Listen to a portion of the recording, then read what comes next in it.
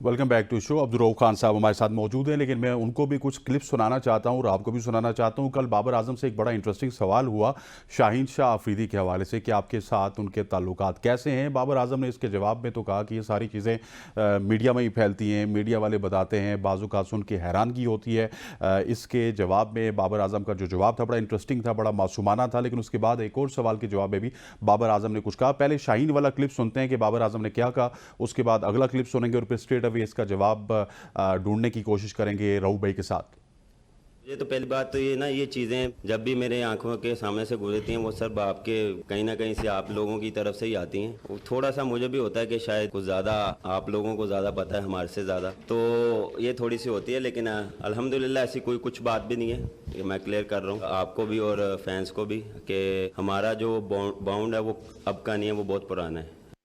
बड़े मासूमाना अंदाज से बाबर आजम ने सारा मलबा मीडिया पे गिरा दिया। लेकिन उसके बाद एक और सवाल हुआ बाबर आजम से कि ओपनिंग कौन करेगा। बाबर आजम करेंगे, उनके साथ साइम अयूब करेंगे। लेकिन उस हवाले से बाबर आजम का जवाब बड़ा ही मानी खेज था। जब आप इतना ज़्यादा चीज़ों को जो है 11th और तक रखेंगे कि हमें 6 बजे तक वेट करना पड़ेगा, तो फिर मीडिया ने भी कुछ ना कुछ क्या साराइयाँ कर रही हैं, कहीं ना कहीं से जानने की कोशिश करनी है। ओपनिंग के हवाले से सवाल के जवाब में बाबर आजम ने क्या कहा, यह सुनते हैं। कल तक का वेट करें, सबके लिए फ्लेक्सिबिलिटी है और जो हमारे यंगस्टर प्लेयर्स हैं हम कोशिश करें उनको ज़्यादा प्रेफर दें, अपॉर्चुनिटी दें। जो हमारी बेंच स्ट्रेंथ है उनको हम चेक करें। हमारा एक डिफरेंट इसमें आपको नज़र आएगा, इस सीरीज़ में हमारे डिफरेंट कॉम्बिनेशंस हर मैच में ऑलमोस्ट। जी, तो रऊफ भाई आपने बाबर आजम की बातें सुनी हैं। ठीक है, हम भी कहते हैं कि क्या साराई नहीं होनी चाहिए, लेकिन जब चीज़ें इतनी ज़्यादा 11th ओवर में होंगी, कोई प्लानिंग नज़र नहीं आएगी, कोई रोड मैप नज़र नहीं आएगा किसी भी प्लेयर के हवाले से, ना ओपनिंग के हवाले से, ना मिडिल ऑर्डर के हवाले से, तो फिर डेफिनेटली कहीं ना कहीं से खबर लीक होती है और क्या साराई भी होती है। इसको किस तरह हैंडल करना चाहिए? देखिए, इनको बिल्कुल नहीं पता कि किस तरीके से चीजों को हैंडल करना है। बाबर आजम बेचारा क्या जवाब देगा, इसकी क्या परफॉर्मेंस एज ए कैप्टन मुझे बताएं कि वर्ल्ड कप में रही है। पूरी पाकिस्तानी कौम को पता है कि इसने किस लेवल की कैप्टनसी जो वर्ल्ड कप था उसमें किया और एशिया कप में किया, तो उसके बाद इनका जाना बनता था। मगर जिस तरह जगा अशरफ ने जब उन पे मलबा गिरा सारे का सारा, अपना बोझ उन्होंने इनके कंधों पे शिफ्ट किया था, वो तरीका रॉन्ग था।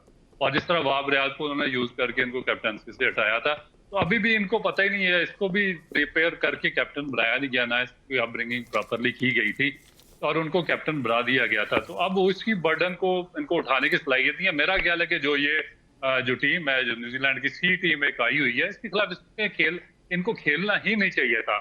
आपके जितने भी यंगस्टर्स हैं उनको आपको खिला देना चाहिए था। आपको याद है एक दफा 90s में, मुझे याद है कि जी जी। न्यूजीलैंड ने इसी तरह मार्टिन प्रो की क्यादत में एक टीम भेजी थी जिसमें बड़े प्लेयर्स नहीं थे, मगर फिर भी इस टीम से वो बहुत ज्यादा बेहतर थी। तो इमरान खान ने उसके खिलाफ खेलने से इनकार कर दिया था। उन्होंने कहा बी टीम है, मैंने इसको नहीं देखा, और वो बड़े बदतरीन तरीके से आके वापस चली गई थी। तो अगर थोड़ा सा आपने अपना सिस्टम को आगे ग्रेजुअली बिल्ड करना, आप मेरा क्वेश्चन ये है पाकिस्तान क्रिकेट बोर्ड से कि इससे अचीव क्या करना चाह रहे हैं। आपने वर्ल्ड कप के बाद क्या चेंजिंग की है, आपने दौरा ऑस्ट्रेलिया के बाद क्या चेंजिंग की है, आपने एशिया कप में जो सफर किया उससे क्या चेंजिंग की है, जो आप इंग्लैंड से सीरीज आ रहे थे पाकिस्तान में, ऑस्ट्रेलिया से आ रहे हैं, उसके बाद आपने क्या चेंज लाए हैं। फिर जो जो आपने टूर किया ऑस्ट्रेलिया का पूरा, सब वहां पर व्हाइट वॉश हुए हैं, उसके बाद क्या आपने चेंज किया? कुछ भी नहीं। वही टीम दोबारा भर के आप न्यूजीलैंड की एसी टीम के खिलाफ खेल रहे हैं। अगर आप ये 2-4 मैचेस जीत भी गए तो आपकी क्रिकेट को इससे क्या फायदा होगा? क्योंकि आगे जब भी कोई मेगा इवेंट या बड़ा इवेंट या कोई अच्छा कोई टूर्नामेंट आएगा या स्ट्रॉन्ग टीम आएगी, तो आप तो फिर सफर करेंगे। ना आपका कैप्टन इस काबिल है कि वो आपको मैच जितवा सके, ना आपका middle order, lower middle order develop हो सकता, ना आपका फास्ट बॉलिंग अटैक। आपने फिर न्यूजीलैंड की सी टीम के खिलाफ उसको मोहम्मद आमिर को और अहमद वसीम को, जो आपके वेटरन प्लेयर हैं, उनको लाकर यहाँ पर बिठा दिया, उनको खिलाना शुरू कर दिया।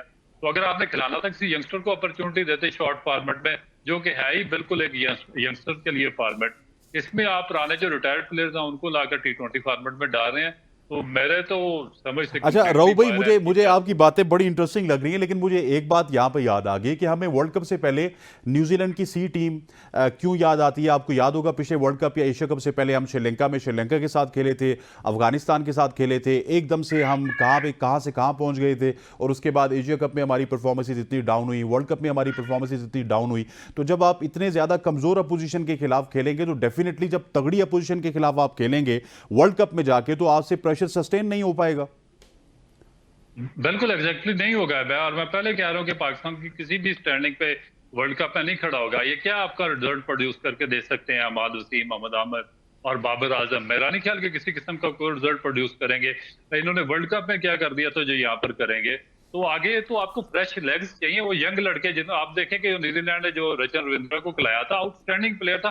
आप अब जो साउथ अफ्रीका ने मार्करम और या दूसरे जो डोसन वगैरह, किस तरह के आप प्लेयर्स बिल्ड करें, बाकी दुनिया की टीमें लेकर प्लेयर आ रहे हैं, शुभमन गिल आ रहा है इंडिया से आ रहा है, और बाकी प्लेयर्स आ रहे हैं। हमने क्या प्रोडक्शन दी है, वही कि वही हम पुराने पुराने रिटायर्ड प्लेयर्स को वापस ला रहे हैं और शॉर्ट फॉर्मेट में खिला रहे हैं। तो पॉलिसी तो मुझे नहीं नजर आ रही गई। लेकिन वो आज ना मैं सुबह सुबह एक मॉर्निंग शो में था, तो वहां पे एक एनालिस्ट कह रहे थे, देखिए हम अगर 5 मैच न्यूजीलैंड से जीत गए ना तो हम नंबर 1 में आ जाएंगे।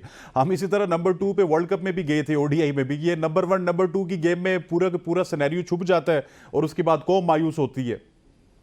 बिल्कुल, और एग्जैक्टली ना सिर्फ सिनेरियो छुप जाता पूरे का पूरा, बल्कि ये जो आपके जो टॉप प्लेयर्स बने हुए हैं, जो नंबर 1 और नंबर 2 की दौड़ में बॉलर और बैट्समैन, ये भी इसी तरीके से अफगानिस्तान, जिम्बाब्वे, कीनिया और ये नीदरलैंड के खिलाफ खेल के अपनी पोजीशन को बेहतर करते हैं, और उसके बाद रैंकिंग में नंबर 1 आते हैं और उनकी तारीफ पे पुल बांधना शुरू हो जाते हैं। और उससे नुकसान किसका होता है? पाकिस्तान का नुकसान होता है, जो आपका यंग अमर्जिंग टैलेंट होता है उसका नुकसान होता है। क्योंकि असल प्रॉब्लम क्या है, एज ए क्रिकेटर और एज ए स्पोर्ट्समैन जो मैंने 30 साल यहाँ पर गुजारे हैं, मुझे एग्जैक्टली पता है कि जो अगर आप कोई 3-4 साल यंगस्टर परफॉर्म करता है तो उसके लिए ये वीक टीमें होती हैं, वो एक आइडियल अपॉर्चुनिटी होता है, उसका पूरा कैरियर उस पर बेस कर रहा होता है। वो 5-6-8 साल खेल कर वो इस वीक भी होता है कि जब वीक टीम आएगी, कोई वीकर लिंक आएगा, उसका चांस बनेगा, और जब जो पुराने प्लेयर्स हैं वो जान छोड़ेंगे, मगर ये जान छोड़ने को तैयार नहीं है, ये नंबर 1 नंबर 2 की गेम में फंसे हुए हैं। और उसमें आगे क्या होता है कि एक तो रास्ता ब्लॉक हो जाता है, जो न्यू कमर्स होते हैं, इमर्जिंग टैलेंट होता है, फिर आप उनको ट्राई भी नहीं कर सकते इंटरनेशनल मैचेस में स्ट्रॉन्ग टीम के खिलाफ। और उसके बाद जो आपकी रैंकिंग है, जो वर्ल्ड कप या चैंपियन ट्रॉफी या टेस्ट मैचेस जैसे इवेंट होते हैं, तो उसमें आप बिल्कुल फ्लैट आउट हो जाते हैं। तो ये एक ड्रामा चल रहा है बहुत अरसे से, जिसको खत्म होना बहुत जरूरी है। लेकिन एक ड्रामा सर मुसलसल चल रहा होगा, इसमें आप भी मेरी बात से एग्री करेंगे कि पाकिस्तान क्रिकेट में जब भी चेयरमैन आते हैं ना, सारी चीजें तब्दील हो जाती हैं और 6-7 महीने के लिए हमें लगता है कि कुछ चीज ठीक होगी, लेकिन अल्टीमेटली वही लोग वापस आके मुसल्लत हो जाते हैं जो पिछले चेयरमैन के साथ होते हैं।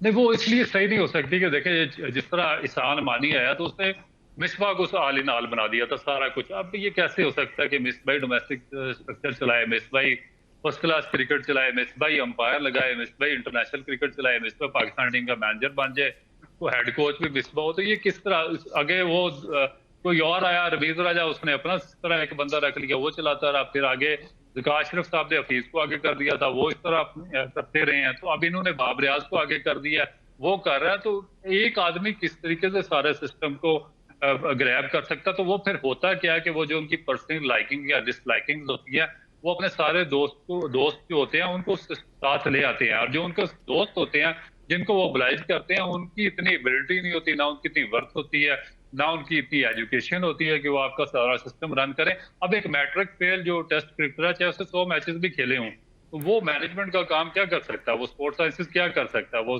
जो बायोमैकेनिक्स का नॉलेज है जो शिफ्ट करना होता है वो क्या कर सकता है, वो जो थ्योरी होती है फिजिक्स की वो कैसे समझा सकता है, जो मैथमेटिकल इक्वेशंस होती है, जो एंगल्स होते हैं, वो किस तरह वो डिस्क्राइब कर सकता है, जो अपनी असाइनमेंट्स लिखनी होती हैं वो किस तरह वो बना सकता है। तो ये सारा सिस्टम है जिसकी वजह से सारा अच्छा सिस्टम आपका सर, मैं आखिर में प्रोग्राम के आखिरी कुछ वक्त चल रहा है तो मैं आपसे उस्मान खान के हवाले से डिस्कस करूंगा। उस्मान खान ने एक बहुत बड़ी कुर्बानी दी है, इसको हमें मानना पड़ेगा कि वो इससे पहले यूएई में सेटल थे, वहाँ पे उनका साल का कॉन्ट्रैक्ट था, आईएलटी से अच्छे पैसे कमा लेते थे, उसके बाद T10 लीग से अच्छे पैसे कमा लेते थे, अब वो पाकिस्तान में आए। अच्छा रऊफ भाई, सवाल ये है कि वो ओपनिंग प्लेयर हैं या फिर वन डाउन के प्लेयर हैं, लेकिन अपेरेंटली लग मुझे ये रहा है कि ना उनको ओपनिंग में खिलाया जाएगा ना ही वन डाउन में खिलाया जाएगा। सो अगर नीचे वाले नंबर्स पे उनको खिलाते हैं तो एक टैलेंट फिर जाया हो जाएगा और फिर उसका तो बहुत सारी चीजें स्टेक पे लगी हुई हैं। देखिए, गलती पे गलती पाकिस्तान क्रिकेट बोर्ड इसमें करता जा रहा है। देख, सबसे पहले तो आपको अपना ढांचा सही करने की जरूरत है ना, जिस ढांचे में जो आपके मेरिट पर प्लेयर्स हैं वो फिट नहीं होते और उनको पाकिस्तान छोड़कर जाना पड़ता है, वो सफर करता, बजाय उसको सही करने के आपने दूसरा रॉन्ग वे अपनाया है। तो जब उसकी वहां पर उसको अपनी मिल रही थी थोड़ी सी अपॉर्चुनिटी मिल रही थी यूएई में, तो उसको वहां पर खेलने देते। आपने वहां से उठा के, अगर उसने एक T20 मैच में उसने 1-2 सेंचुरियां कर दी, तो आपने उसको उठा के पाकिस्तान की टीम में डाल दिया। जो आप स्ट्रक्चर चला रहे हैं जिसमें आप अरबों रुपया लगा रहे हैं, जिसमें आपका हर बच्चा इन्वॉल्व है, वो कहां पर जाकर परफॉर्म करेंगे, वो किसके आगे फरियाद करेंगे, उनका कब नंबर लगेगा पाकिस्तान की टीम में। तो हर चीज ही उल्टे तरीके से ये सॉल्व कर रहे हैं। और उसके बाद अगर वो 1-2 मैचेस में फेल हुए ना, वो उधर के रहे, उधर भी पाबंदी लगी और यहाँ से भी बाहर हो जाएंगे, तो मुझे तो नहीं कुछ समझ आती कि किस तरीके से सिस्टम को वैसे ये बहुत बड़ी ज्यादती नहीं है अब्दुल रऊफ भाई, एक बंदे के साथ जिसका अच्छा खासा फ्यूचर वहां पे लगा हुआ था? देखिए उसको भी सोचना चाहिए था, उनको भी मेरा ख्याल है कि वो अपॉर्चुनिटी मिस नहीं करनी चाहिए थी, मगर उसने अपने फ्यूचर के लिए बेहतर देखा, उसने तो वो फैसला किया, क्योंकि एज ए प्लेयर तो हर एक की यही ख्वाहिश होती है, कोशिश होती है कि वो अपने कंट्री को रिप्रेजेंट करे, मगर कंट्री जिस तरीके से रिप्रेजेंट करवा रहा है वो कंप्लीटली रॉन्ग है। वो अपना जो पूरा फर्स्ट क्लास या डोमेस्टिक स्ट्रक्चर है उसको बाईपास करके एक आदमी जो 4 साल से बाहर बैठा हुआ है तो उसको वापस लाके अपनी नेशनल टीम में डाल रहा है, तो ये तो पूरी दुनिया में फिर जगह ठीक, सही का बायस बनेगा पाकिस्तान क्रिकेट के। बहुत बहुत शुक्रिया अब्दुल रऊफ खान साहब, आपने हमें अपना कीमती वक्त दिया और असल गुफ्तगू हुई। पूरे जो है 2 सेगमेंट्स अब्दुल रऊफ साहब हमारे साथ रहे। ख़वातीन हज़रात, आज के प्रोग्राम से इतना ही, इंशाल्लाह कल हाजिर होंगे। अब देखते हैं कि बारिश के बायस मैच होगा या नहीं होगा, अगर होगा तो फिर भी हम हाजिर होंगे, ना हुआ फिर भी कल आपसे मुलाकात होगी। मुझे मेरी पूरी प्रोडक्शन टीम के साथ इजाज़त दीजिए। अल्लाह हाफ़िज़।